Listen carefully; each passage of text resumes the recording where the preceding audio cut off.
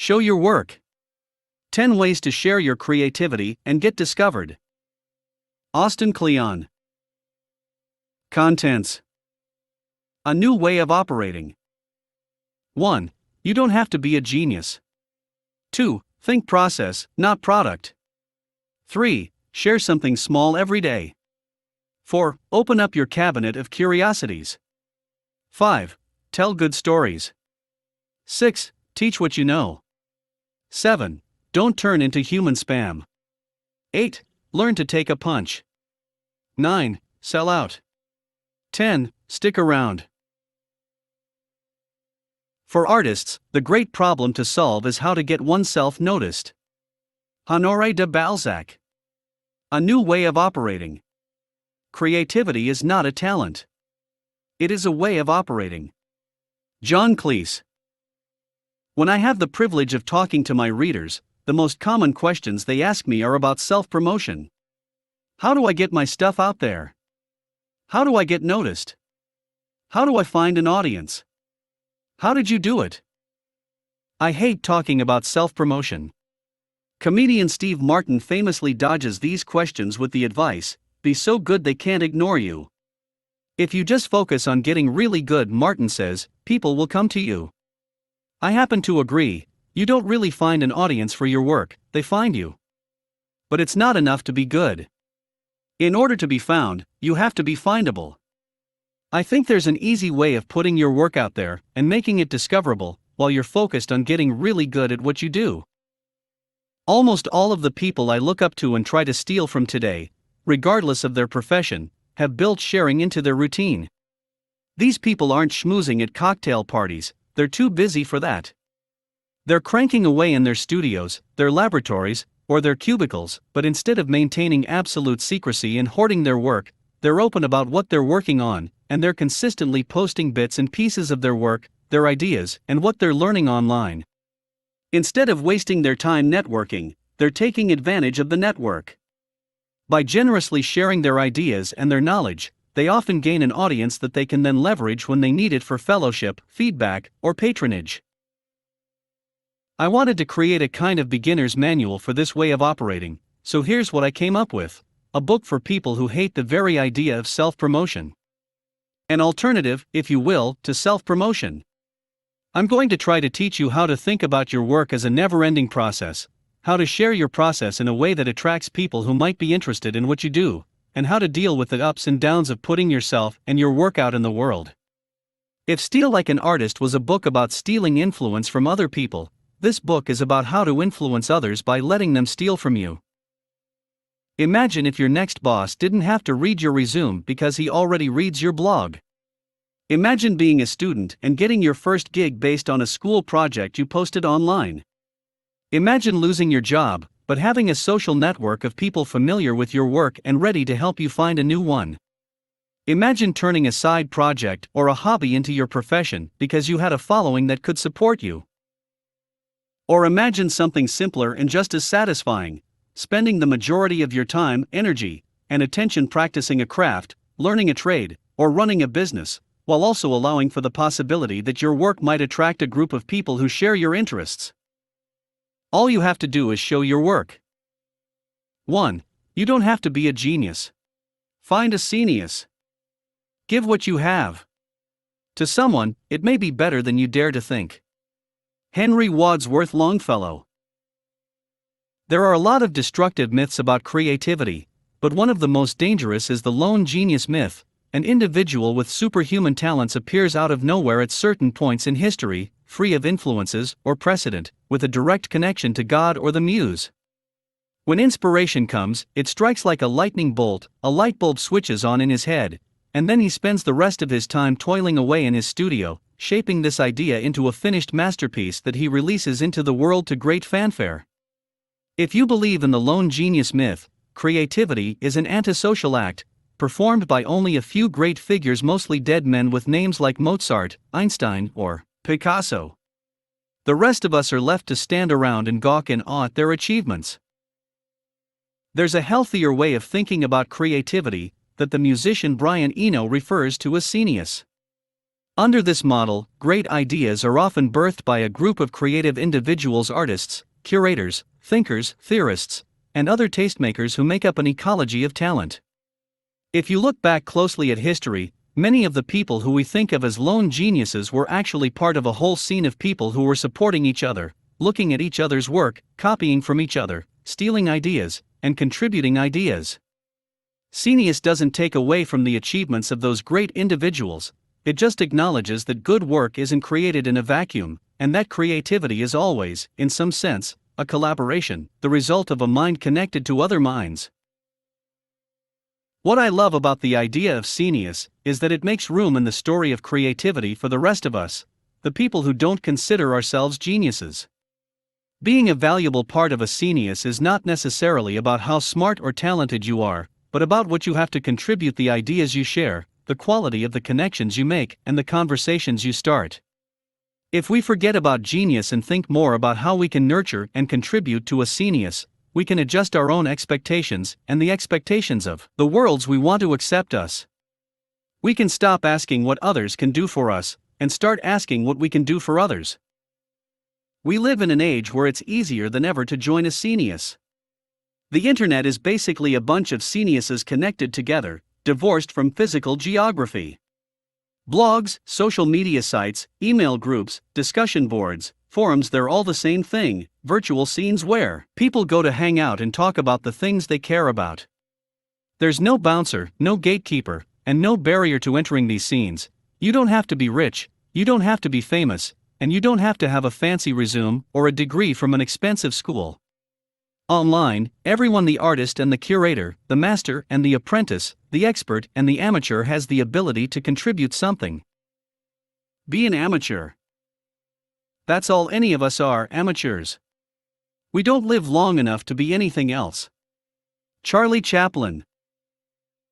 We're all terrified of being revealed as amateurs, but in fact, today it is the amateur, the enthusiast, who pursues her work in the spirit of love. In French, the word means lover, regardless of the potential for fame, money, or career, who often has the advantage over the professional. Because they have little to lose, amateurs are willing to try anything and share the results. They take chances, experiment, and follow their whims. Sometimes, in the process of doing things in an unprofessional way, they make new discoveries. In the beginner's mind, there are many possibilities, said Zen monk Shunryu Suzuki. In the expert's mind, there are few. Amateurs are not afraid to make mistakes or look ridiculous in public. They're in love, so they don't hesitate to do work that others think of as silly or just plain stupid. The stupidest possible creative act is still a creative act, writes Clay Shirkey in his book Cognitive Surplus. On the spectrum of creative work, the difference between the mediocre and the good is vast. Mediocrity is, however, still on the spectrum. You can move from mediocre to good in increments. The real gap is between doing nothing and doing something. Amateurs know that contributing something is better than contributing nothing. Amateurs might lack formal training, but they're all lifelong learners, and they make a point of learning in the open, so that others can learn from their failures and successes. Writer David Foster Wallace said that he thought good nonfiction was a chance to watch somebody reasonably bright, but also reasonably average, pay far closer attention and think at far more length about all sorts of different stuff than most of us have a chance to in our daily lives. Amateurs fit the same bill. They're just regular people who get obsessed by something and spend a ton of time thinking out loud about it. Sometimes, amateurs have more to teach us than experts. It often happens that two schoolboys can solve difficulties in their work for one another better than the master can, wrote author C.S. Lewis. The fellow pupil can help more than the master because he knows less. The difficulty we want him to explain is one he has recently met. The expert met it so long ago he has forgotten. Watching amateurs at work can also inspire us to attempt the work ourselves. I saw the Sex Pistols, said New Order frontman Bernard Sumner. They were terrible. I wanted to get up and be terrible with them. Raw enthusiasm is contagious. The world is changing at such a rapid rate that it's turning us all into amateurs. Even for professionals, the best way to flourish is to retain an amateur's spirit and embrace uncertainty and the unknown. When Radiohead frontman Tom York was asked what he thought his greatest strength was, he answered, "That I don't know what I'm doing." Like one of his heroes, Tom Waits, whenever York feels like his songwriting is getting too comfortable or stale, he'll pick up an instrument he doesn't know how to play and try to write with it. This is yet another trait of amateurs. They'll use whatever tools they can get their hands on to try to get their ideas into the world. "I'm an artist, man," said John Lennon. "Give me a tuba, and I'll get you something out of it." The best way to get started on the path to sharing your work is to think about what you want to learn, and make a commitment to learning it in front of others. Find a genius, pay attention to what others are sharing, and then start taking note of what they're not sharing. Be on the lookout for voids that you can fill with your own efforts, no matter how bad they are at first. Don't worry, for now, about how you'll make money or a career off it. Forget about being an expert or a professional, and wear your amateurism, your heart, your love, on your sleeve. Share what you love, and the people who love the same things will find you. You can't find your voice if you don't use it. Find your voice, shout it from the rooftops, and keep doing it until the people that are looking for you find you. Dan Harmon. We're always being told find your voice. When I was younger, I never really knew what this meant. I used to worry a lot about voice, wondering if I had my own. But now I realize that the only way to find your voice is to use it. It's hardwired, built into you. Talk about the things you love. Your voice will follow. When the late film critic Roger Ebert went through several intense surgeries to treat his cancer, he lost the ability to speak. He lost his voice physically and permanently. Here was a man who made a great deal of his living by speaking on television, and now he couldn't say a word.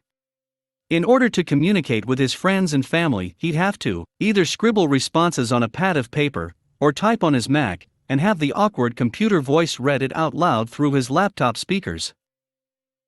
Cut off from everyday conversation, he poured himself into tweeting, posting to Facebook, and blogging at rogerebert.com. He ripped out posts at a breakneck speed, writing thousands and thousands of words about everything he could think of: his boyhood in Urbana, Illinois, his love for Steak and Shake, his conversations with famous movie actors, his thoughts on his inevitable death. Hundreds and hundreds of people would respond to his posts, and he would respond back. Blogging became his primary way of communicating with the world. "On the web, my real voice finds expression," he wrote. Ebert knew his time on this planet was short, and he wanted to share everything he could in the time he had left. Mr.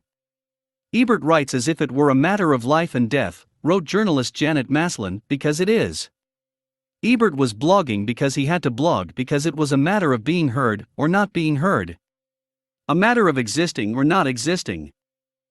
It sounds a little extreme, but in this day and age, if your work isn't online, it doesn't exist.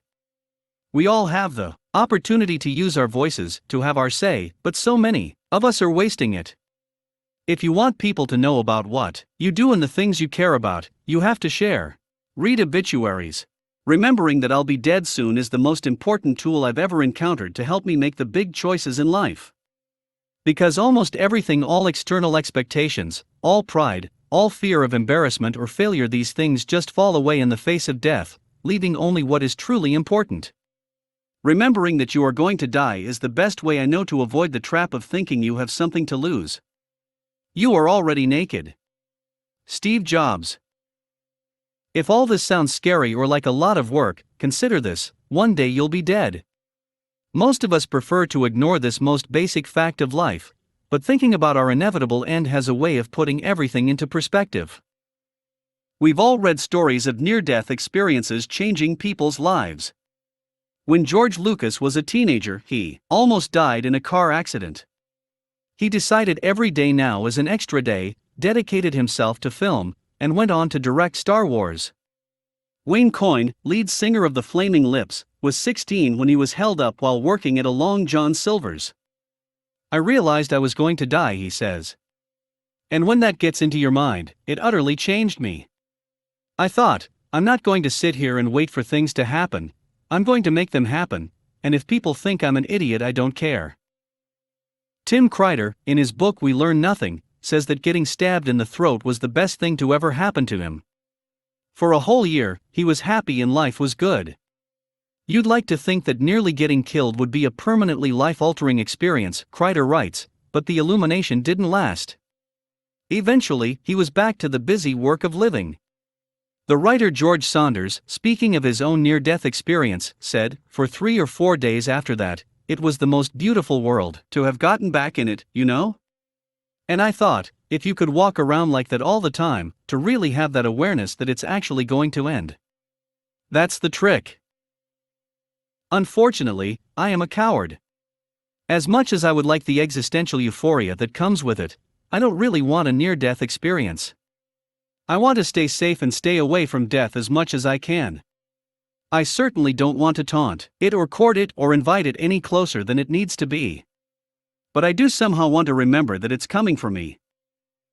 It's for this reason that I read the obituaries every morning. Obituaries are like near-death experiences for cowards.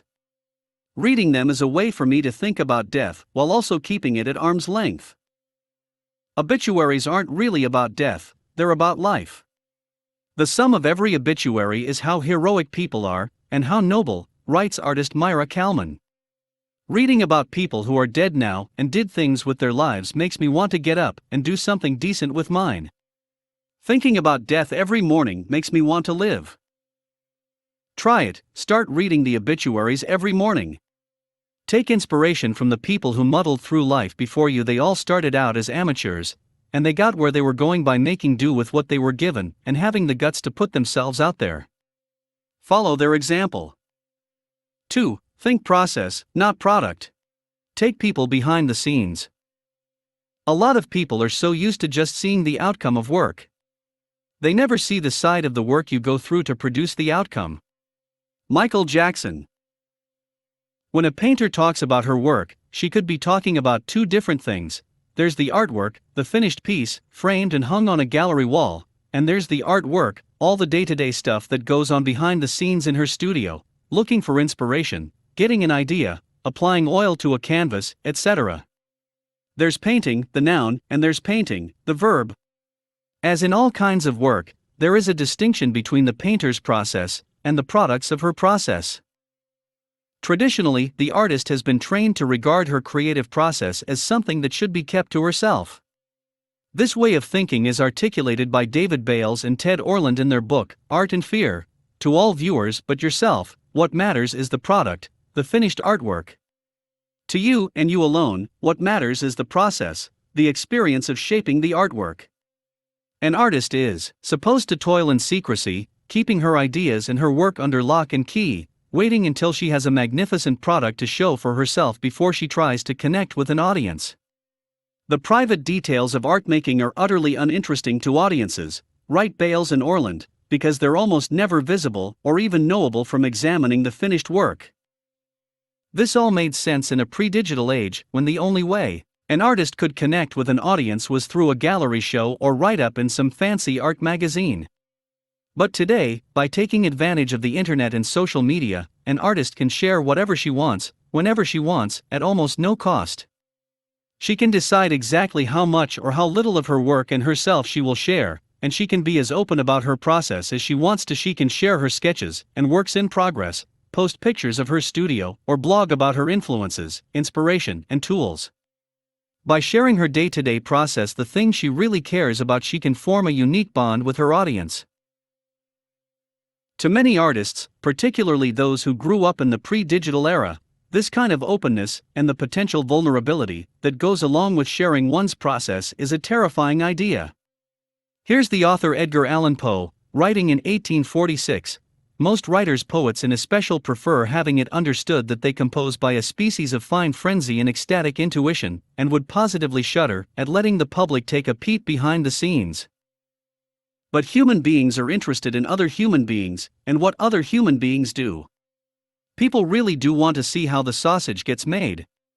That's how designers Dan Provost and Tom Gerhardt put it in their book on entrepreneurship. It will be exhilarating. By putting things out there, consistently, you can form a relationship with your customers. It allows them to see the person behind the products. Audiences not only want to stumble across great work, but they too long to be creative and part of the creative process.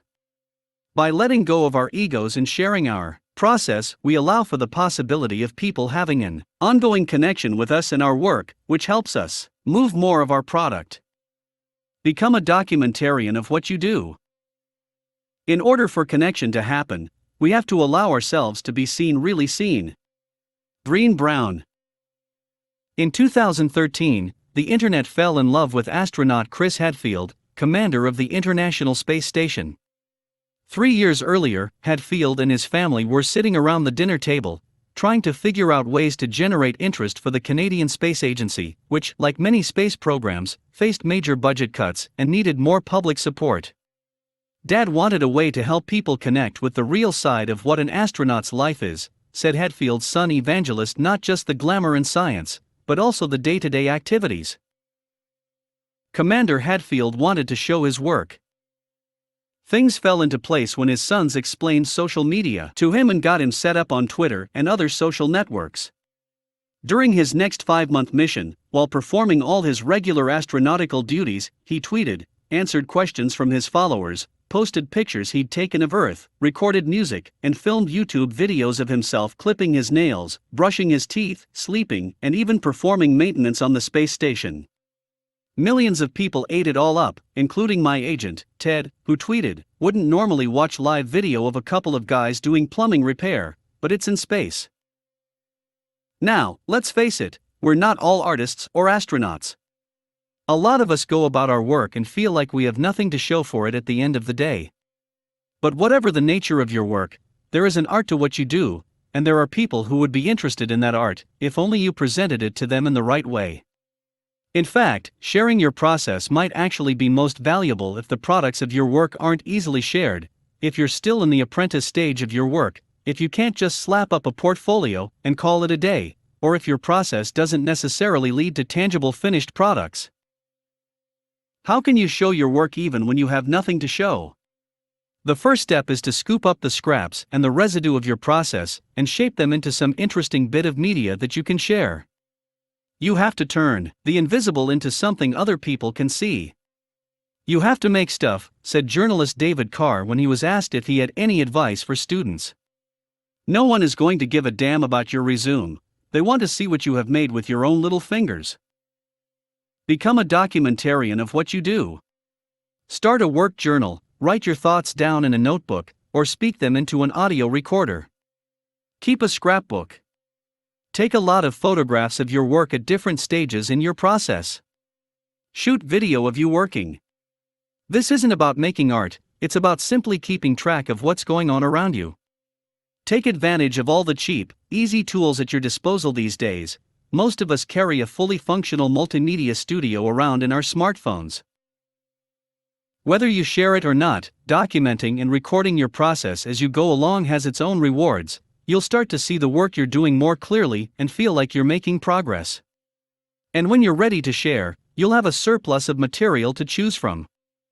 3. Share something small every day. Send out a daily dispatch. Put yourself and your work out there every day, and you'll start meeting some amazing people. Bobby Solomon. Overnight success is a myth. Dig into almost every overnight success story, and you'll find about a decade's worth of hard work and perseverance. Building a substantial body of work takes a long time, a lifetime, really, but thankfully, you don't need that time all in one big chunk. So forget about decades, forget about years, and forget about months. Focus on days. The day is the only unit of time that I can really get my head around. Seasons change, weeks are completely human-made, but the day has a rhythm. The sun goes up, the sun goes down. I can handle that. Once a day, after you've done your day's work, go back to your documentation and find one little piece of your process that you can share. Where you are in your process will determine what that piece is. If you're in the very early stages, share your influences and what's inspiring you. If you're in the middle of executing a project, write about your methods or share works in progress. If you've just completed a project, show the final product, share scraps from the cutting room floor, or write about what you learned. If you have lots of projects out into the world, you can report on how they're doing. You can tell stories about how people are interacting with your work. A daily dispatch is even better than a resume or a portfolio, because it shows what we're working on right now. When the artist Zay Frank was interviewing job candidates, he complained, "When I ask them to show me work, they show me things from school or from another job, but I'm more interested in what they did last weekend." A good daily dispatch is like getting all the DVD extras before a movie comes out. You get to watch deleted scenes and listen to director's commentary while the movie is being made. The form of what you share doesn't matter. Your daily dispatch can be anything you want: a blog post, an email, a tweet, a YouTube video, or some other little bit of media. There's no one-size-fits-all plan for everybody. Social media sites are the perfect place to share daily updates. Don't worry about being on every platform. Pick and choose based on what you do and the people you're trying to reach. Filmmakers hang out on YouTube or Vimeo. Business people, for some strange reason, love LinkedIn. Writers love Twitter. Visual artists tend to like Tumblr, Instagram, or Facebook. The landscape is constantly changing, and new platforms are always popping up and disappearing. Don't be afraid to be an early adopter. Jump on a new platform and see if there's something interesting you can do with it. If you can't find a good use for a platform, feel free to abandon it. Use your creativity. Film critic Tommy Edison, who's been blind since birth, takes photos of his day-to-day life and posts them to Instagram under @blindfilmcritic. He's followed by more than 30,000 people. A lot of social media is just about typing into boxes. What you type into the box often depends on the prompt. Facebook asks you to indulge yourself with questions like "How are you feeling?" or "What's on your mind?" Twitter says hardly better, "What's happening?" I like the tagline at dearribley.com, "What are you working on?" Stick to that question and you'll be good. Don't show your lunch or your latte, show your work. Don't worry about everything you post being perfect. Science fiction writer Theodore Sturgeon once said that 90% of everything is crap. The same is true of our own work. The trouble is, we don't always know what's good and what sucks. That's why it's important to get things in front of others and see how they react. Sometimes you don't always know what you've got, says artist Wayne White. It really does need a little social chemistry to make it show itself to you sometimes. Don't say you don't have enough time. We're all busy, but we all get 24 hours a day. People often ask me, "How do you find the time for all this?" And I answer, I look for it. You find time the same place you find spare change, in the nooks and crannies. You find it in the cracks between the big stuff: your commute, your lunch break, the few hours after your kids go to bed. You might have to miss an episode of your favorite TV show, you might have to miss an hour of sleep, but you can find the time if you look for it. I like to work while the world is sleeping and share while the world is at work. Of course, don't let sharing your work take precedence over actually doing your work. If you're having a hard time balancing the two, just set a timer for 30 minutes. Once the timer goes off, kick yourself off the internet and get back to work. One day at a time. It sounds so simple. It actually is simple, but it isn't easy. It requires incredible support and fastidious structuring. Russell Brand. The so what? Test. Make no mistake, this is not your diary. You are not letting it all hang out. You are picking and choosing every single word. Danny Shapiro. Always remember that anything you post to the internet has now become public. The internet is a copy machine, writes author Kevin Kelly. Once anything that can be copied is brought into contact with the internet, it will be copied, and those copies never leave. Ideally, you want the work you post online to be copied and spread to every corner of the internet, so don't post things online that you're not ready for everyone in the world to see. As publicist Lauren Sarin says, post as though everyone who can read it has the power to fire you. Be open, share imperfect and unfinished work that you want feedback on, but don't share absolutely everything. There's a big difference between sharing and oversharing. The act of sharing is one of generosity. You're putting something out there because you think it might be helpful or entertaining to someone on the other side of the screen. I had a professor in college who returned our graded essays, walked up to the chalkboard and wrote in huge letters, "So what?" She threw the piece of chalk down and said, "Ask yourself that every time you turn in a piece of writing." It's a lesson I never forgot. Always be sure to run everything you share with others through the "so what" test. Don't overthink it, just go with your gut. If you're unsure about whether to share something, let it sit for 24 hours. Put it in a drawer and walk out the door. The next day, take it out and look at it with fresh eyes. Ask yourself, is this helpful? Is it entertaining? Is it something I'd be comfortable with my boss or my mother seeing? There's nothing wrong with saving things for later. The Save as Draft button is like a prophylactic. It might not feel as good in the moment, but you'll be glad you used it in the morning. Turn your flow into stock. If you work on something a little bit every day, you end up with something that is massive. Kenneth Goldsmith.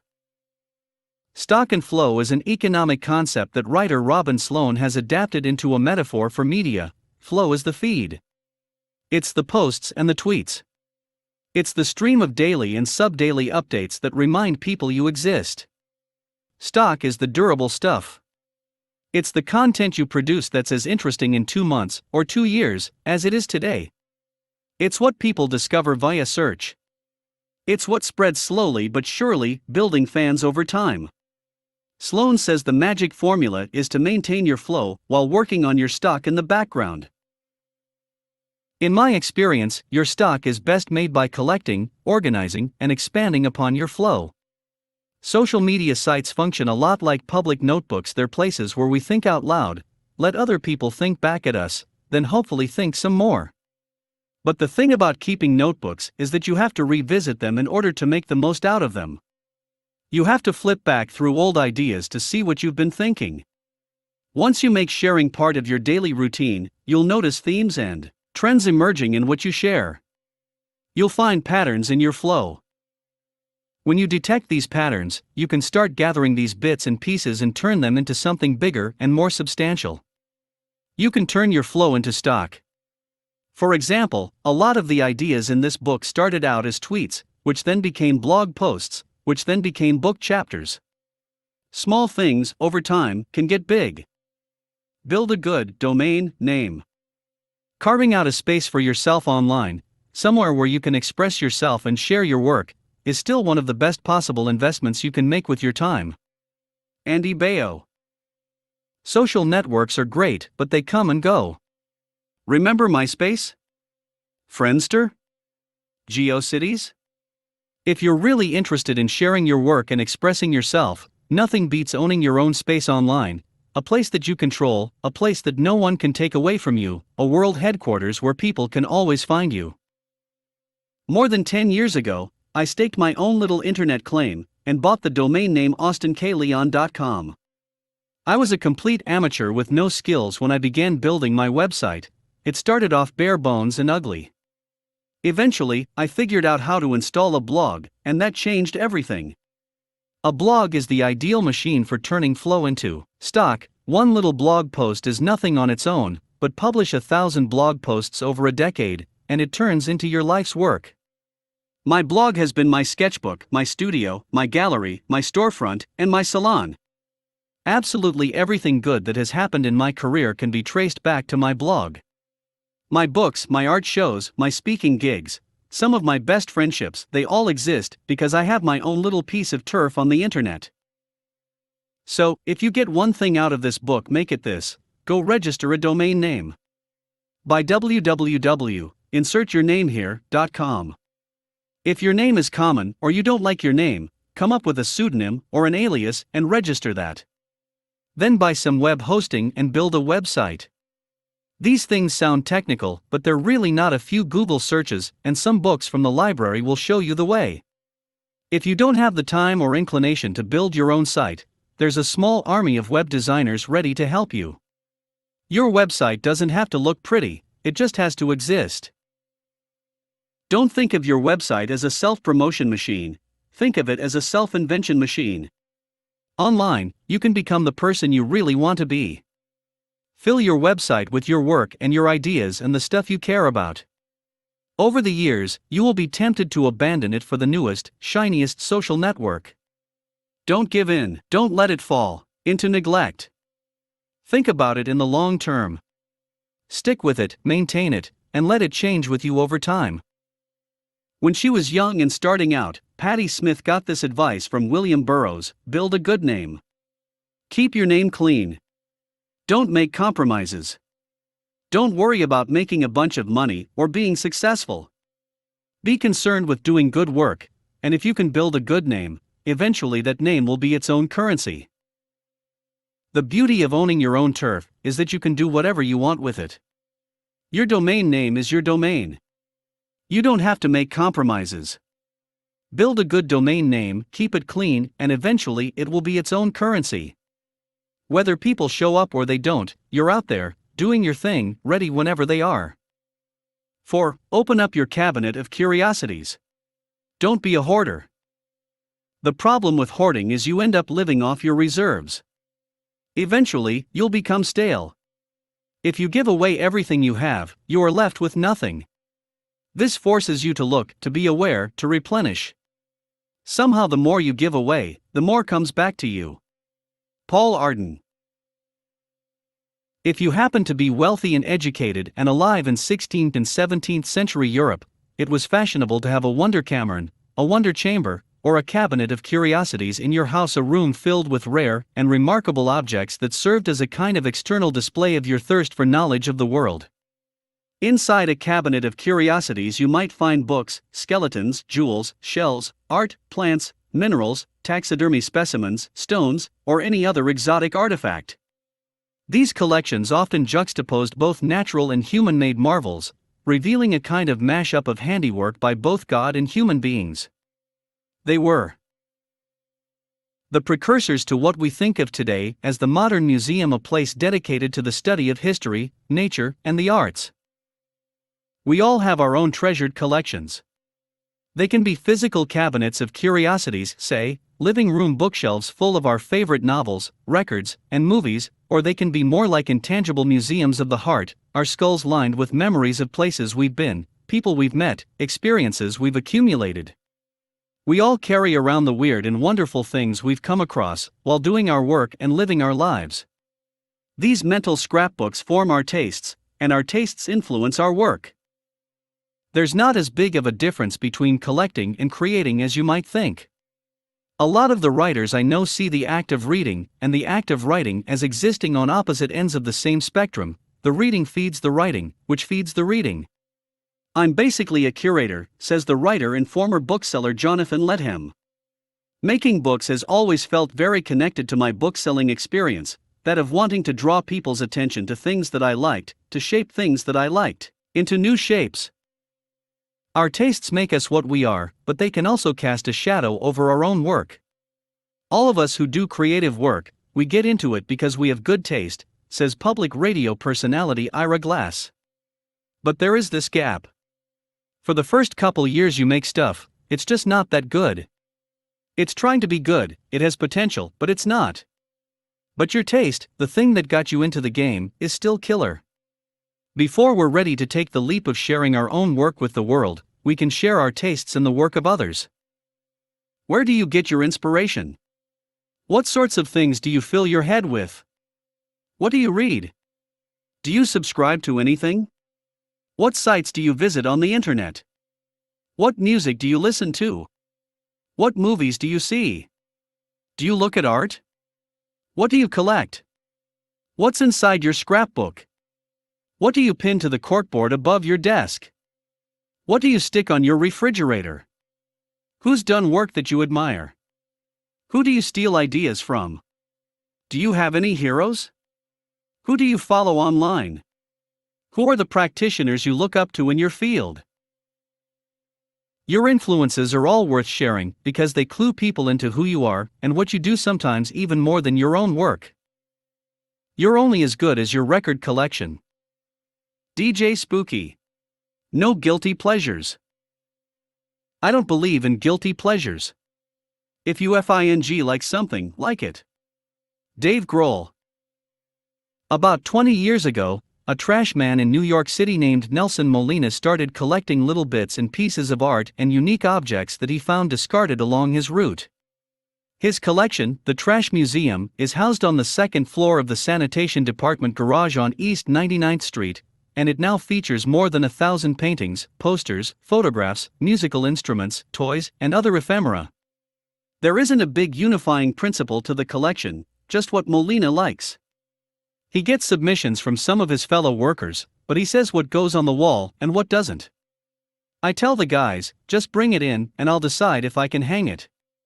At some point, Molina painted a sign for the museum that reads "Treasure in the Trash" by Nelson Molina. Dumpster diving is one of the jobs of the artist, finding the treasure in other people's trash, sifting through the debris of our culture, paying attention to the stuff that everyone else is ignoring, and taking inspiration from the stuff that people have tossed aside for whatever reasons. More than 400 years ago, Michel de Montaigne, in his essay on experience, wrote, "In my opinion, the most ordinary things, the most common and familiar, if we could see them in their true light, would turn out to be the grandest miracles, and the most marvelous examples. All it takes to uncover hidden gems is a clear eye and open mind, and a willingness to search for inspiration in places other people aren't willing or able to go." We all love things that other people think are garbage. You have to have the courage to keep loving your garbage. Because what makes us unique is the diversity and breadth of our influences, the unique ways in which we mix up the parts of culture others have deemed high and the low. When you find things you genuinely enjoy, don't let anyone else make you feel bad about it. Don't feel guilty about the pleasure you take in the things you enjoy. Celebrate them. When you share your taste and your influences, have the guts to own all of it. Don't give in to the pressure to self-edit too much. Don't be the lame guys at the record store arguing over who's the more authentic punk rock band. Don't try to be hip or cool. Being open and honest about what you like is the best way to connect with people who like those things too. Do what you do best and link to the rest. Jeff Jarvis. Credit is always due. If you share the work of others, it's your duty to make sure that the creators of that work get proper credit. Crediting work in our copy and paste age of reblogs and retweets can seem like a futile effort, but it's worth it, and it's the right thing to do. You should always share the work of others as if it were your own, treating it with respect and care. When we make the case for crediting our sources, most of us concentrate on the plight of the original creator of the work. But that's only half of the story. If you fail to properly attribute work that you share, you not only rob the person who made it, you rob all the people you've shared it with. Without attribution, they have no way to dig deeper into the work or find more of it. So, what makes for great attribution?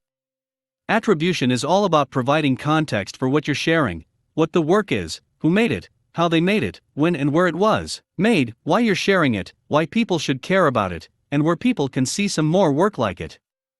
Attribution is about putting little museum labels next to the stuff you share. Another form of attribution that we often neglect is where we found the work that we're sharing. It's always good practice to give a shout out to the people who've helped you stumble onto good work, and also leave a breadcrumb trail that people you're sharing with can follow back to the sources of your inspiration. I've come across so many interesting people online by following via and h/t links. I'd have been robbed of a lot of these connections if it weren't for the generosity and meticulous attribution of many of the people I follow. Online, the most important form of attribution is a hyperlink pointing back to the website of the creator of the work. This sends people who come across the work back to the original source. The number one rule of the internet: people are lazy. If you don't include a link, no one can click it. Attribution without a link online borders on useless. 99.9% of people are not going to bother Googling someone's name. All of this raises a question: what if you want to share something and you don't know where it came from or who made it? The answer: don't share things you can't properly credit. Find the right credit or don't share. 5. Tell good stories. Work doesn't speak for itself. Close your eyes and imagine you're a wealthy collector who's just entered a gallery in an art museum. On the wall facing you there are two gigantic canvases, each more than 10 feet tall. Both paintings depict a harbor at sunset. From across the room, they look identical, the same ships, the same reflections on the water, the same sun at the same stage of setting. You go in for a closer look. You can't find a label or a museum tag anywhere. You become obsessed with the paintings, which you nickname Painting A and Painting B. You spend an hour going back and forth from canvas to canvas, comparing brushstrokes. You can't detect a single difference. Just as you go to fetch a museum guard or someone who can shed light on these mysterious twin masterpieces, the head curator of the museum walks in. You eagerly inquire as to the origins of your new obsessions.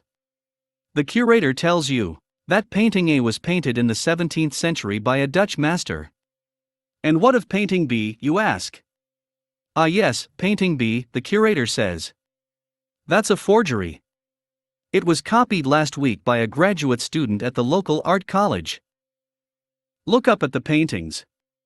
Which canvas looks better now? Which one do you want to take home? Art forgery is a strange phenomenon. You might think that the pleasure you get from a painting depends on its color, and its shape and its pattern, says psychology professor Paul Bloom. And if that's right, it shouldn't matter whether it's an original or a forgery. But our brains don't work that way. When shown an object, or given a food, or shown a face, people's assessment of it, how much they like it, how valuable it is deeply affected by what you tell them about it. In their book, Significant Objects, Joshua Glenn and Rob Walker recount an experiment in which they set out to test this hypothesis. Stories are such a powerful driver of emotional value that their effect on any given object's subjective value can actually be measured objectively. First, they went out to thrift stores, flea markets, and yard sales and bought a bunch of insignificant objects for an average of $1.25 an object. Then, they hired a bunch of writers, both famous and not so famous, to invent a story that attributed significance to each object.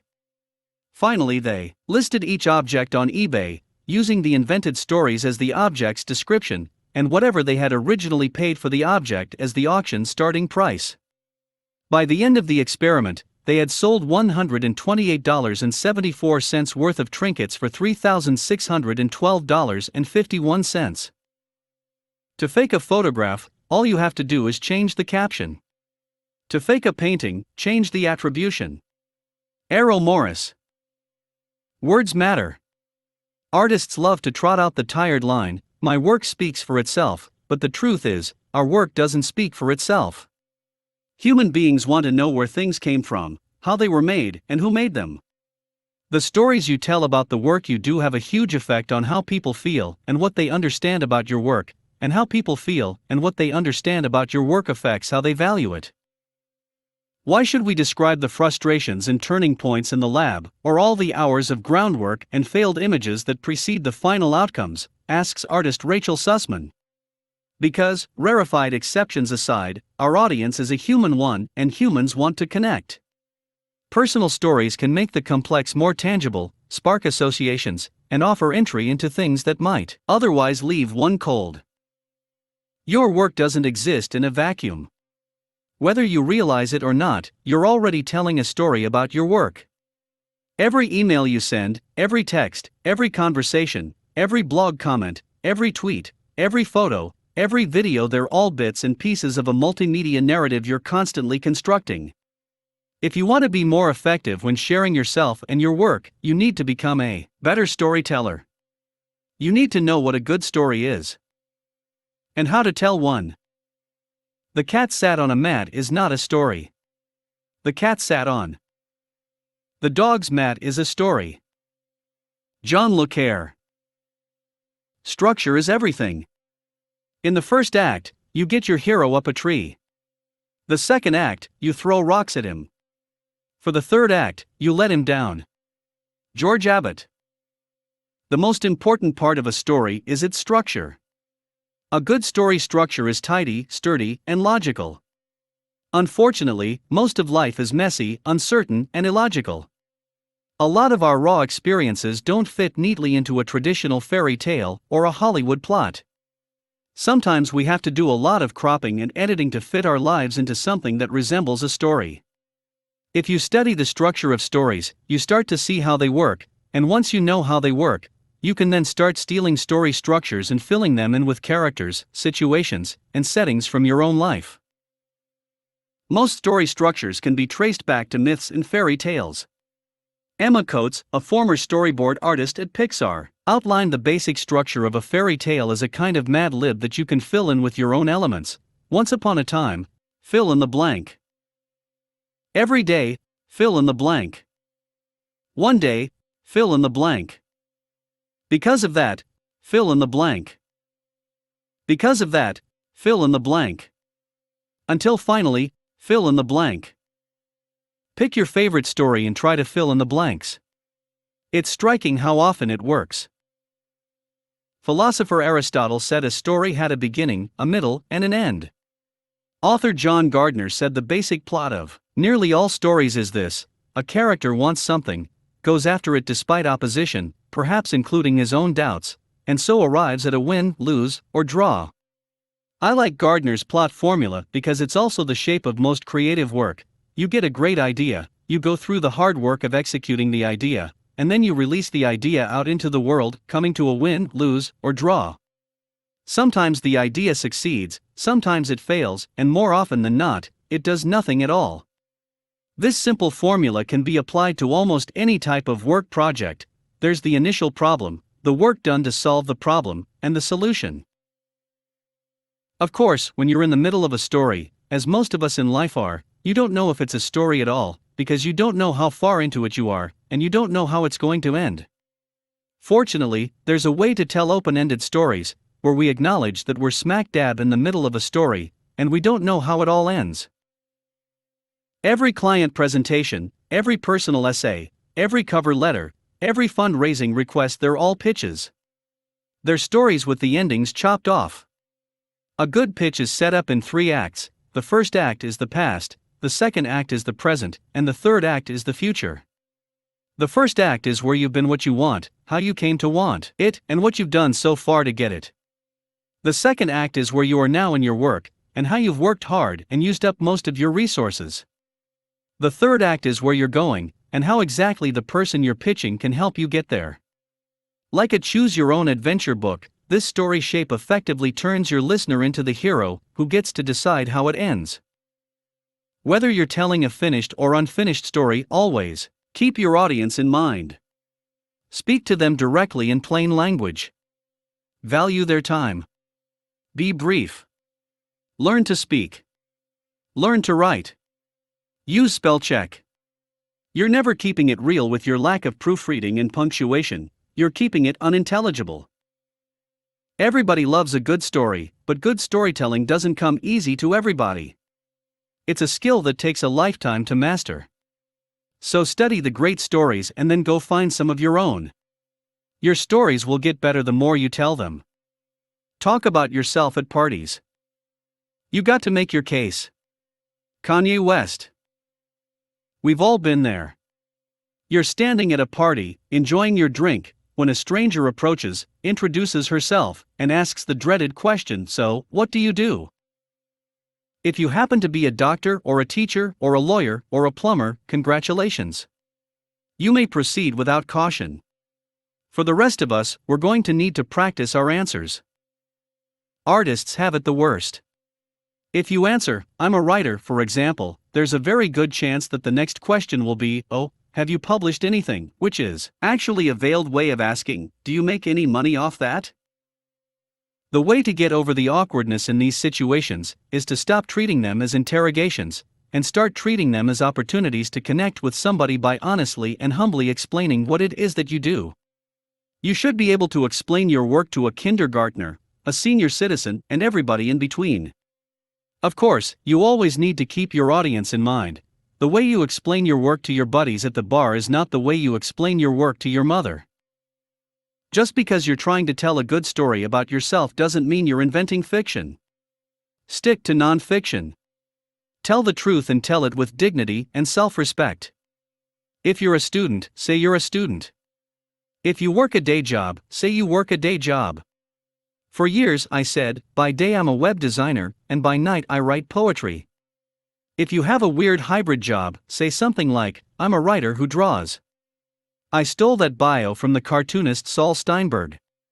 If you're unemployed, say so, and mention what kind of work you're looking for. If you're employed, but you don't feel good about your job title, ask yourself why that is.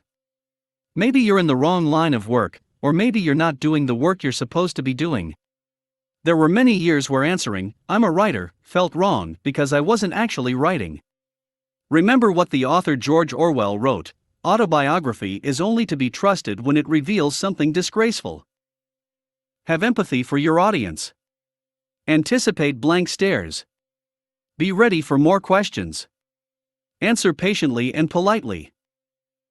All the same principles apply when you start writing your bio. Bios are not the place to practice your creativity. We all like to think we're more complex than a two-sentence explanation, but a two-sentence explanation is usually what the world wants from us. Keep it short and sweet. Strike all the adjectives from your bio. If you take photos, you're not an aspiring photographer, and you're not an amazing photographer either. You're a photographer. Don't get cute. Don't brag. Just state the facts. One more thing, unless you are actually a ninja, a guru, or a rock star, don't ever use any of those terms in your bio. Ever. Whatever we say, we're always talking about ourselves. Alison Bechdel. 6. Teach what you know. Share your trade secrets. The impulse to keep to yourself what you have learned is not only shameful, it is destructive. Anything you do not give freely and abundantly becomes lost to you. You open your safe and find ashes.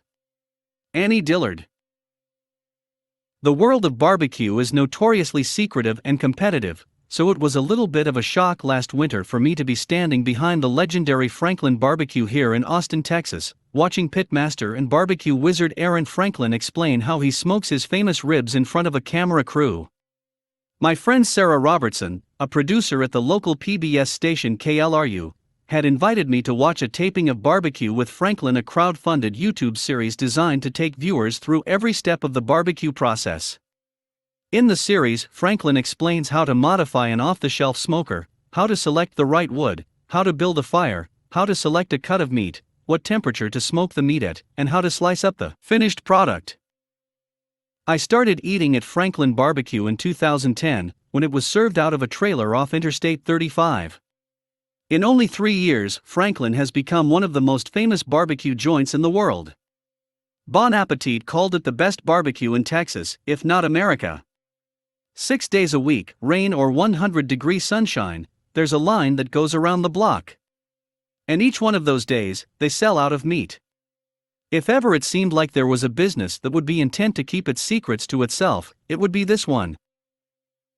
When I got to talk to Aaron and his wife, Stacy, during a break in filming, they explained that the technique of barbecue is actually very simple, but it takes years and years to master.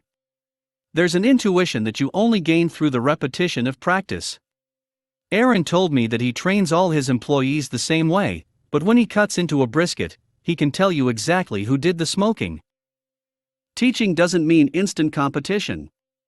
Just because you know the master's technique doesn't mean you're going to be able to emulate it right away. You can watch Franklin's tutorials over and over, but are you ready to start spending 22 hours a day smoking meat that will sell out in 2 hours? Probably not.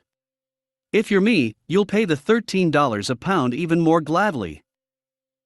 The Franklins also just genuinely love barbecue, and they go out of their way to share their knowledge.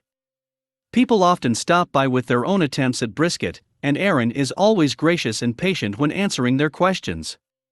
You don't get the feeling that any of this is calculated, it's just the way they operate. They started out as beginners, and so they feel an obligation to pass on what they've learned.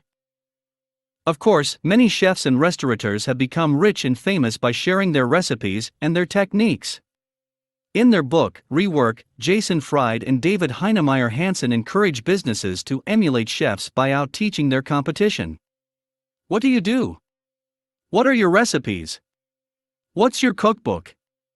What can you tell the world about how you operate that's informative, educational, and promotional? They encourage businesses to figure out the equivalent of their own cooking show. Think about what you can share from your process that would inform the people you're trying to reach. Have you learned a craft? What are your techniques? Are you skilled at using certain tools and materials? What kind of knowledge comes along with your job? The minute you learn something, turn around and teach it to others. Share your reading list. Point to helpful reference materials.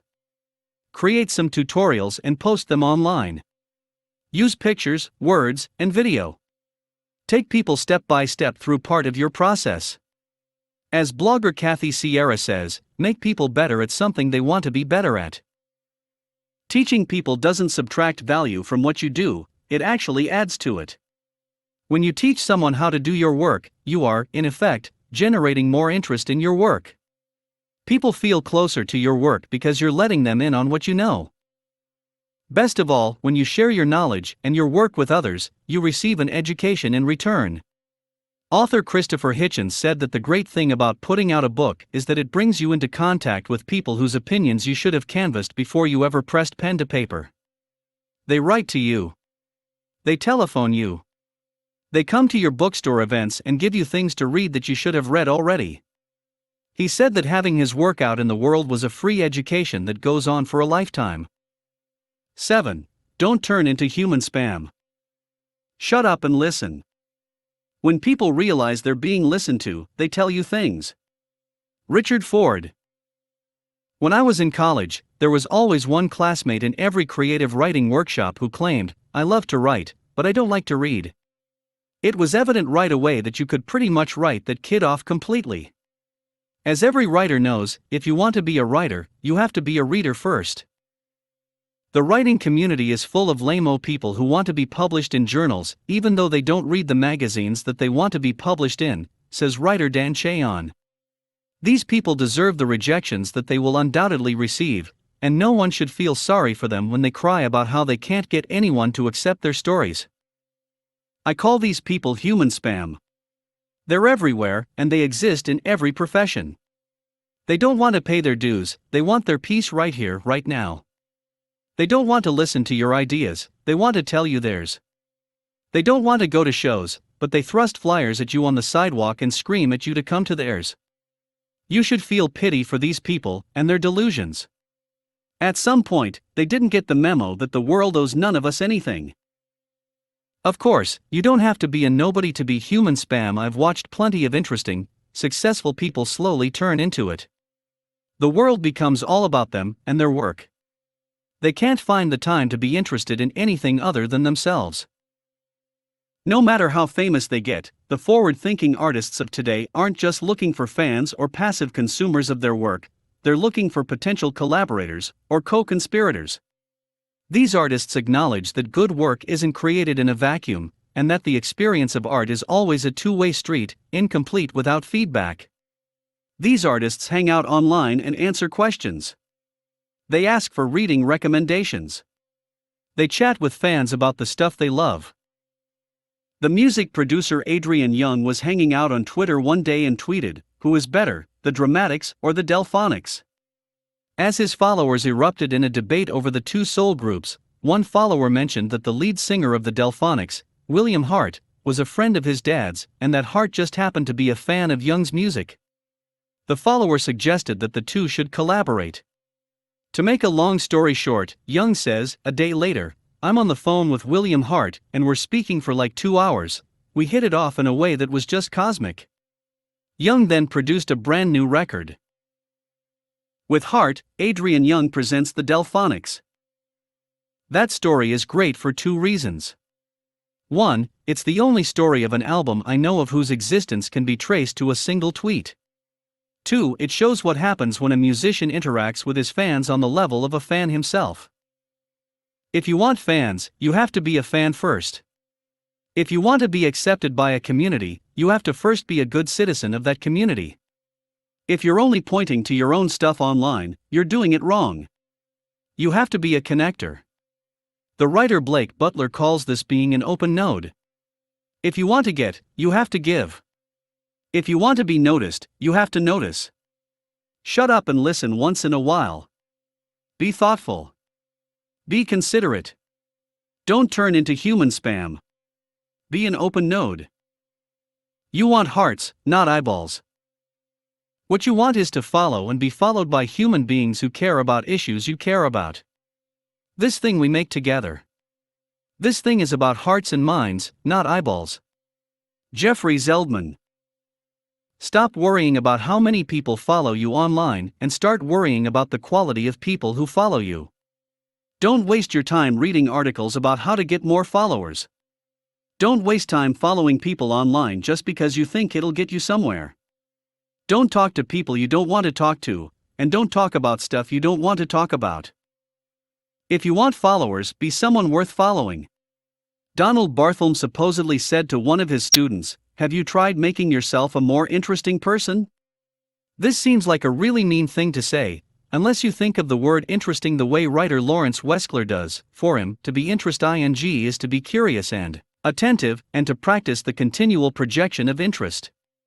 To put it more simply, if you want to be interesting, you have to be interested. It is actually true that life is all about who you know. But who you know is largely dependent on who you are and what you do, and the people you know can't do anything for you if you're not doing good work. Connections don't mean shit, says record producer Steve Albini. I've never had any connections that weren't a natural outgrowth of doing things I was doing anyway. Albini laments how many people waste time and energy trying to make connections instead of getting good at what they do, when being good at things is the only thing that earns you clout or connections. Make stuff you love and talk about stuff you love, and you'll attract people who love that kind of stuff. It's that simple. Don't be creepy. Don't be a jerk. Don't waste people's time. Don't ask too much. And don't ever ask people to follow you. Follow me back is the saddest question on the internet. The vampire test. Whatever excites you, go do it. Whatever drains you, stop doing it. Derek Sivers. There's a funny story in John Richardson's biography, A Life of Picasso. Pablo Picasso was notorious for sucking all the energy out of the people he met.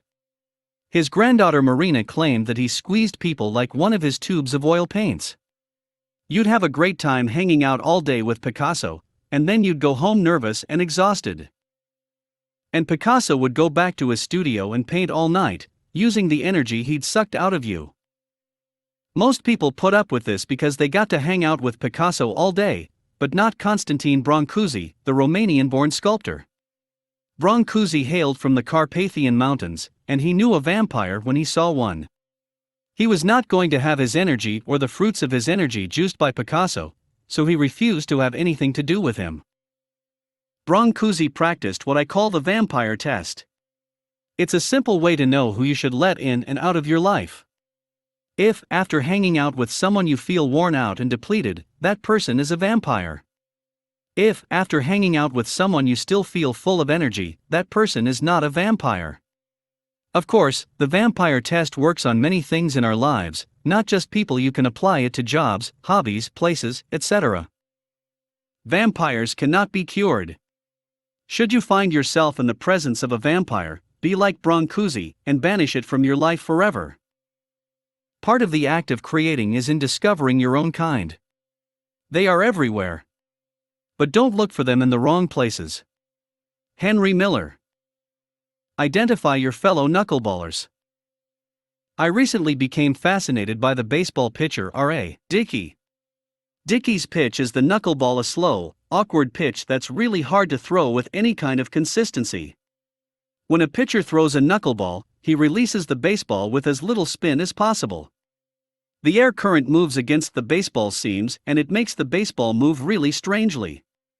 Once a good knuckleball is thrown, it's equally unpredictable to the batter, the catcher, and the pitcher who threw it. Sounds a lot like the creative process, huh?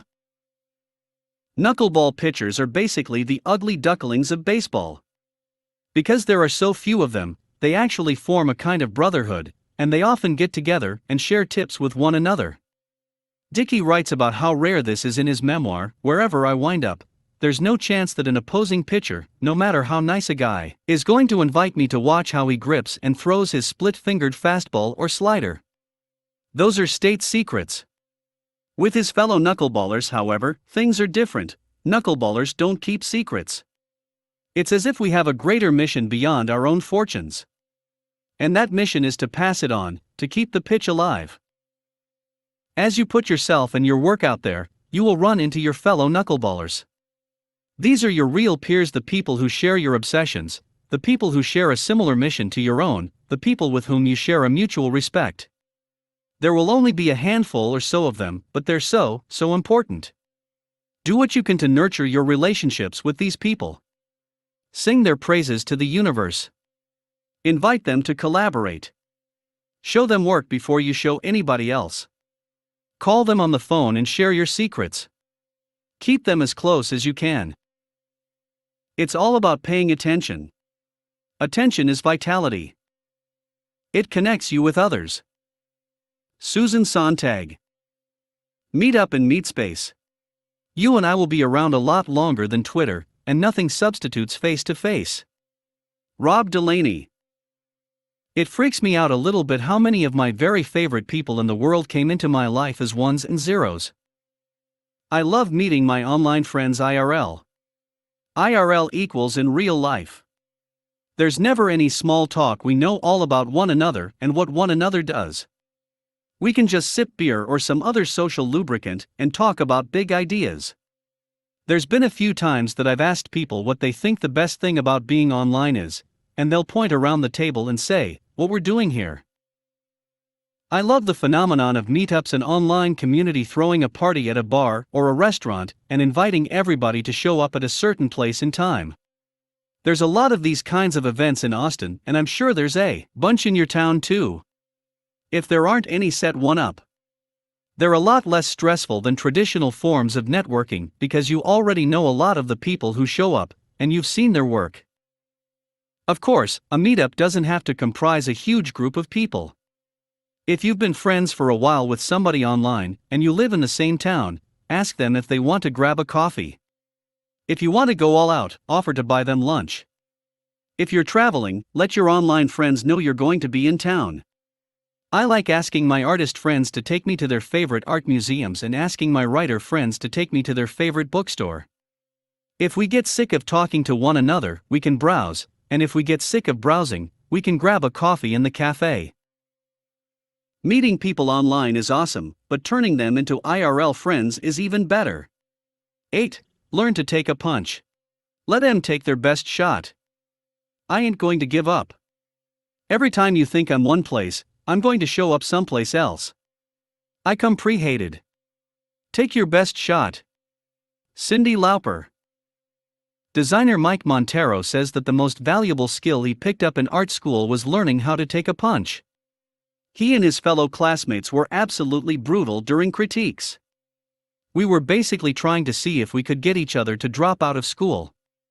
Those vicious critiques taught him not to take criticism personally. When you put your work out into the world, you have to be ready for the good, the bad, and the ugly. The more people come across your work, the more criticism you'll face. Here's how to take punches. Relax and breathe. The trouble with imaginative people is that we're good at picturing the worst that could happen to us. Fear is often just the imagination taking a wrong turn. Bad criticism is not the end of the world. As far as I know, no one has ever died from a bad review. Take a deep breath and accept whatever comes. Consider practicing meditation, it works for me. Strengthen your neck. The way to be able to take a punch is to practice getting hit a lot, put out a lot of work. Let people take their best shot at it. Then make even more work and keep putting it out there. The more criticism you take, the more you realize it can't hurt you. Roll with the punches. Keep moving. Every piece of criticism is an opportunity for new work. You can't control what sort of criticism you receive, but you can control how you react to it. Sometimes when people hate something about your work, it's fun to push that element even further. To make something they'd hate even more. Having your work hated by certain people is a badge of honor. Protect your vulnerable areas. If you have work that is too sensitive or too close to you to be exposed to criticism, keep it hidden. But remember what writer Colin Marshall says: compulsive avoidance of embarrassment is a form of suicide. If you spend your life avoiding vulnerability, you and your work will never truly connect with other people. Keep your balance. You have to remember that your work is something you do, not who you are. This is especially hard for artists to accept, as so much of what they do is personal. Keep close to your family, friends, and the people who love you for you, not just the work. The trick is not caring what everybody thinks of you, and just caring about what the right people think of you. Brian Michael Bendis. Don't feed the trolls. The first step in evaluating feedback is sizing up who it came from. You want feedback from people who care about you and what you do. Be extra wary of feedback from anybody who falls outside of that circle. A troll is a person who isn't interested in improving your work, only provoking you with hateful, aggressive, or upsetting talk. You will gain nothing by engaging with these people. Don't feed them, and they'll usually go away. Trolls can come out of nowhere and pop up in unexpected places. Right after my son was born, this woman, presumably a follower, if not a fan, got on Twitter and sent me half a dozen tweets about how she just knew my book Steal Like an Artist was written by somebody without kids, and just you wait, mister. She then proceeded to quote passages from the book, followed by little ejaculations like, ha. Try that when you're up at 3 a.m. with a crying baby. Now, I have been on the internet a long time. I get a lot of emails from people who are, as far as I can tell, sad, awful, or completely insane. I have a pretty good mental firewall that filters what I let get to me. This woman got to me. Because, of course, the worst troll is the one that lives in your head. It's the voice that tells you you're not good enough, that you suck, and that you'll never amount to anything. It's the voice that told me I'd never write another good word after becoming a father. It is one thing to have the troll in your brain, it is another thing to have a stranger hold a megaphone up to it and let it shout. Do you have a troll problem? Use the block button on social media sites. Delete nasty comments. My wife is fond of saying, if someone took a dump in your living room, you wouldn't let it sit there, would you? Nasty comments are the same, they should be scooped up and thrown in the trash. At some point, you might consider turning off comments completely. Having a form for comments is the same as inviting comments. There's never a space under paintings in a gallery where someone writes their opinion, says cartoonist Natalie D. When you get to the end of a book, you don't have to see what everyone else thought of it. Let people contact you directly or let them copy your work over to their own spaces and talk about it all they want. Sell out. I'm not crazy about that word. 9. Sell out. Even the Renaissance had to be funded. Sell out. I'm not crazy about that word. We're all entrepreneurs.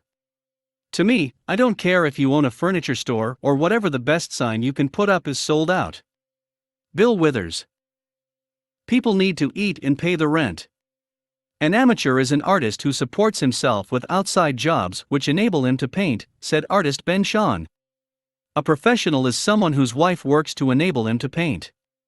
Whether an artist makes money off his work or not, money has to come from somewhere, be it a day job, a wealthy spouse, a trust fund, an arts grant, or a patron. We all have to get over our starving artist romanticism and the idea that touching money inherently corrupts creativity. Some of our most meaningful and most cherished cultural artifacts were made for money. Michelangelo painted the Sistine Chapel ceiling because the Pope commissioned him. Mario Puzo wrote The Godfather to make money. He was 45 years old, tired of being an artist, and owed $20,000 to assorted relatives, banks, bookmakers, and Shylocks. Paul McCartney has said that he and John Lennon used to sit down before a Beatles songwriting session and say, now, let's write a swimming pool. Everybody says they want artists to make money, and then, when they do, everybody hates them for it. The word sellout is spit out by the bitterest, smallest parts of ourselves. Don't be one of those horrible fans who stops listening to your favorite band just because they have a hit single. Don't write off your friends because they've had a little bit of success. Don't be jealous when the people you like do well. Celebrate their victory as if it's your own. Pass around the hat. I'd love to sell out completely. It's just that nobody has been willing to buy. John Waters. When an audience starts gathering for the work that you're freely putting into the world, you might eventually want to take the leap of turning them into patrons. The easiest way to do this is to simply ask for donations, put a little virtual tip jar or a donate now button on your website. These links do well with a little bit of human copy, such as like this. Buy me a coffee. This is a very simple transaction, which is the equivalent of a band passing a hat during a gig. If people are digging what you do, they'll throw a few bucks your way. If you have work you want to attempt that requires some upfront capital, platforms like Kickstarter and Indiegogo make it easy to run fundraising campaigns with tiered rewards for donors. It's important to note that these platforms work best when you've already gathered a group of people who are into what you do. The musician Amanda Palmer has had wild success turning her audience into patrons. After showing her work, sharing her music freely, and cultivating relationships with her fans, she asked for $100,000 from them to help record her next album. They gave her more than $1 million. There are certainly some strings attached to crowdfunding. When people become patrons, they feel, not altogether wrongly, that they should have some say in how their money is being used. It's partly for this reason that my business model is still pretty old-fashioned. I make something and sell it for money. Instead of having a donate now button on my website, I have buy now and hire me buttons. But even though I operate more like a traditional salesman, I do use some of the same tactics as crowdfunders. I try to be open about my process, connect with my audience, and ask them to support me by buying the things I'm selling. Beware of selling the things that you love. When people are asked to get out their wallets, you find out how much they really value what you do. My friend John T. Unger tells this terrific story from his days as a street poet. He would do a poetry reading and afterwards some guy would come up to him and say, "Your poem changed my life, man." And John would say, "Oh, thanks. Want to buy a book? It's $5. And the guy would take the book, hand it back to John, and say, "Nah, that's okay." To which John would respond, "Geez, how much is your life worth?" Whether you ask for donations, crowdfund, or sell your products or services, asking for money in return for your work is a leap you want to take only when you feel confident that you're putting work out into the world that you think is truly worth something. Don't be afraid to charge for your work, but put a price on it that you think is fair. Keep a mailing list. Even if you don't have anything to sell right now, you should always be collecting email addresses from people who come across your work and want to stay in touch. Why email? You'll notice a pattern with technology. Often the most boring and utilitarian technologies are the ones that stick around the longest. Email is decades and decades old, but it's nowhere close to being dead. Even though almost everybody hates it, everybody has an email address. And unlike RSS and social media feeds, if you send someone an email, it will land in her inbox, and it will come to her attention. She might not open it, but she definitely has to go to the trouble of deleting it. I know people who run multi-million-dollar businesses off of their mailing lists. The model is very simple. They give away great stuff on their sites, they collect emails, and then when they have something remarkable to share or sell, they send an email. You'd be amazed at how well the model works. Keep your own list, or get an account with an email newsletter company like MailChimp and put a little sign-up widget on every page of your website. Write a little bit of copy to encourage people to sign up. Be clear about what they can expect, whether you'll be sending daily, monthly, or infrequent updates. Never ever add someone's email address to your mailing list without her permission. The people who sign up for your list will be some of your biggest supporters, just by the simple fact that they signed up for the potential to be spammed by you. Don't betray their trust and don't push your luck. Build your list and treat it with respect. It will come in handy. Make more work for yourself. We don't make movies to make money, we make money to make more movies. Walt Disney. Some awful people use the term sellout to include any artist who dares to have any ambition whatsoever. They'll say you're a sellout if you try to make it outside your hometown. They say you're a sellout if you buy better equipment. They'll say you're a sellout if you try anything new at all. There is a point in one's life when one cares about selling out and not selling out, writes author Dave Eggers. Thankfully, for some, this all passes. What really matters, Eggers says, is doing good work and taking advantage of every opportunity that comes your way. I really like saying yes. I like new things, projects, plans, getting people together and doing something, trying something, even when it's corny or stupid. The people who holler sellout are all hollering no. They're the people who don't want things to ever change. Yet a life of creativity is all about change, moving forward, taking chances, exploring new frontiers. The real risk is in not changing, said saxophonist John Coltrane. I have to feel that I'm after something. If I make money, fine. But I'd rather be striving. It's the striving, man, it's that I want. Be ambitious. Keep yourself busy. Think bigger. Expand your audience. Don't hobble yourself in the name of keeping it real or not selling out. Try new things. If an opportunity comes along that will allow you to do more of the kind of work you want to do, say yes. If an opportunity comes along that would mean more money, but less of the kind of work you want to do, say no. There is no misery in art. All art is about saying yes, and all art is about its own making. John Curran. Pay it forward. When you have success, it's important to use any dough, clout, or platform you've acquired to help along the work of the people who've helped you get to where you are. Extol your teachers, your mentors, your heroes, your influences, your peers, and your fans. Give them a chance to share their own work. Throw opportunities their way. There's a caveat to all this. As a human being, you have a finite amount of time and attention. At some point, you have to switch from saying yes a lot to saying no a lot. The biggest problem of success is that the world conspires to stop you doing the thing that you do because you are successful, writes author Neil Gaiman. There was a day when I looked up and realized that I had become someone who professionally replied to email and who wrote as a hobby. I started answering fewer emails and was relieved to find I was writing much more.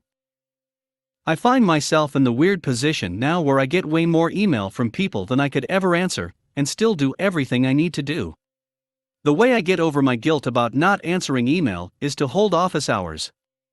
Once a month, I make myself available so that anybody can ask me anything on my website, and I try to give thoughtful answers that I then post so anyone can see. You just have to be as generous as you can, but selfish enough to get your work done. Above all, recognize that if you have had success, you have also had luck, and with luck comes obligation. You owe a debt, and not just to your gods. You owe a debt to the unlucky. Michael Lewis. 10. Stick around. Don't quit your show. Every career is full of ups and downs, and just like with stories, when you're in the middle of living out your life and career, you don't know whether you're up or down or what's about to happen next. If you want a happy ending, actor Orson Welles wrote, that depends, of course, on where you stop your story. Author F. Scott Fitzgerald wrote, there are no second acts in American life, but if you look around you'll notice that not only are there second acts, there are third, fourth, and even fifth ones. If you're reading the obituaries every morning, by now you already know this. The people who get what they're after are very often the ones who just stick around long enough. It's very important not to quit prematurely. The comedian Dave Chappelle was doing a stand-up gig in Dallas not long ago, and he started joking about walking away from his lucrative deal with Comedy Central for his program, Chappelle's Show. He said he was asked to come to a high school class and give some advice. I guess, whatever you do, don't quit your show, he said. Life is very hard without a show, kids. In our business you don't quit, says comedian Joan Rivers. You're holding on to the ladder. When they cut off your hands, hold on with your elbow. When they cut off your arms, hold on with your teeth. You don't quit because you don't know where the next job is coming from. Work is never finished, only abandoned. Paul Valery.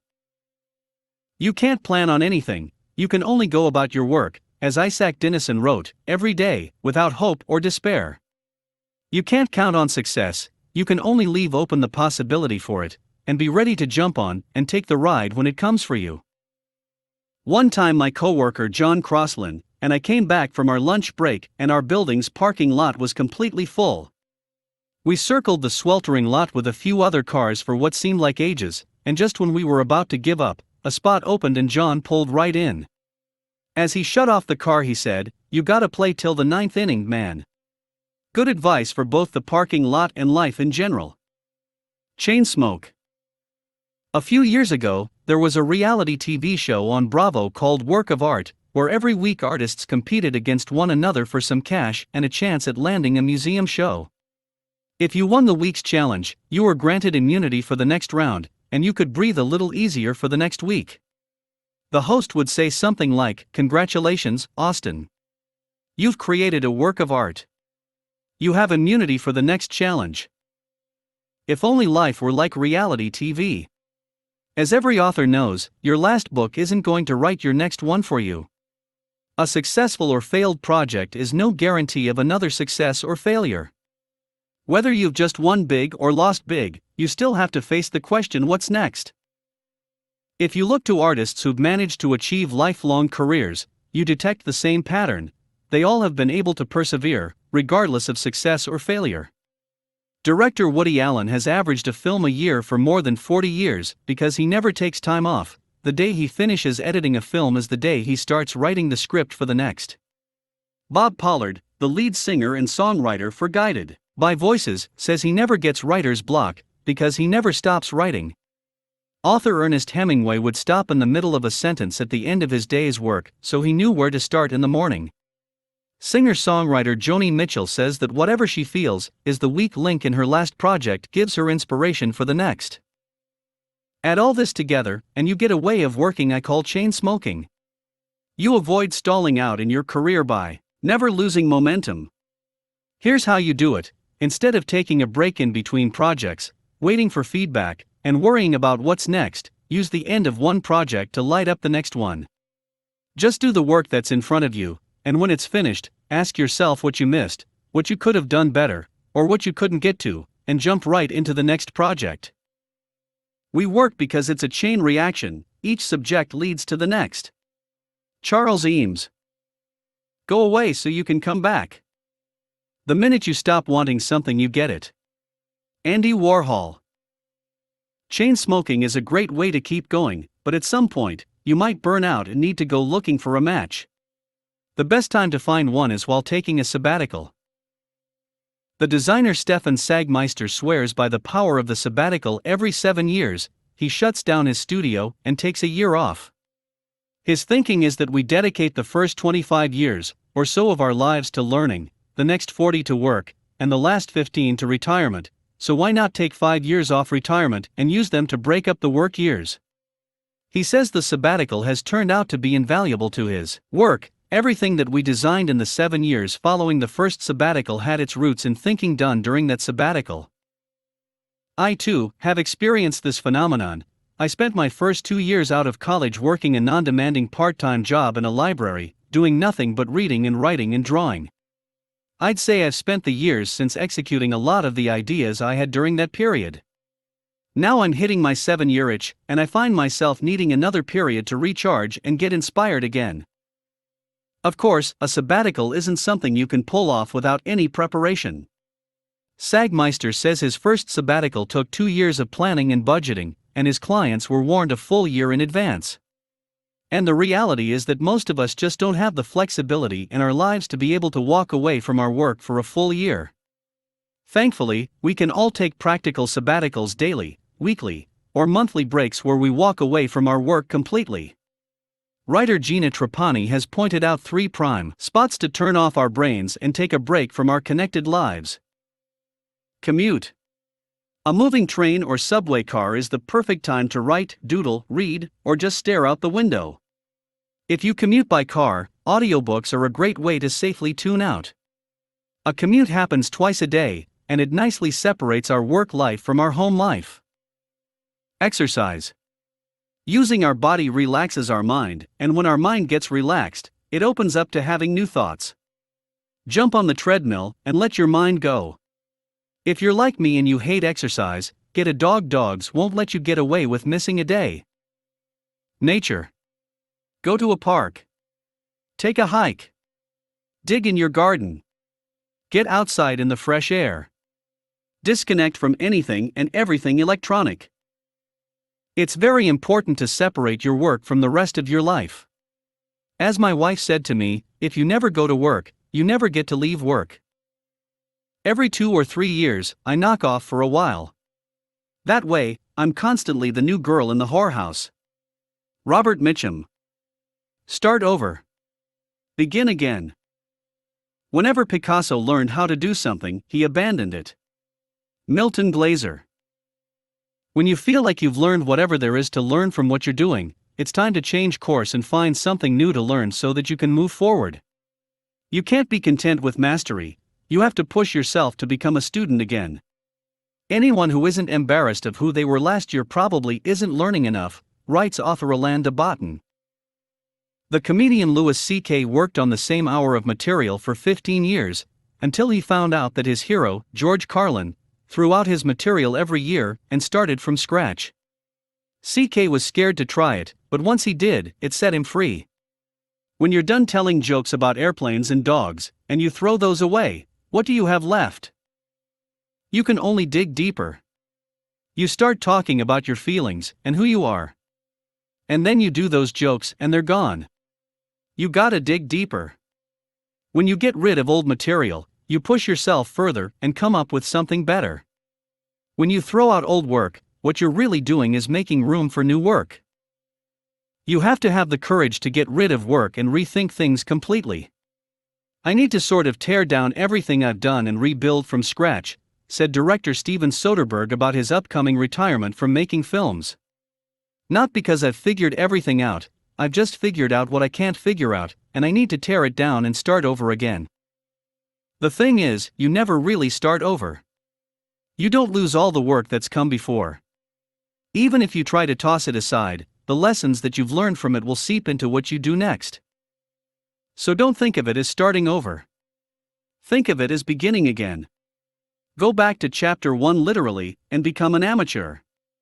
Look for something new to learn, and when you find it, dedicate yourself to learning it out in the open. Document your progress and share as you go so that others can learn along with you. Show your work, and when the right people show up, pay close attention to them because they'll have a lot to show you. What now? Go online and post what you're working on right now with the tag #ShowYourWork. Plan a show your work night with colleagues or friends. Use this book as a guide, share works in progress and your curiosities, tell stories, and teach one another. Give a copy of this book away to somebody who needs to read it.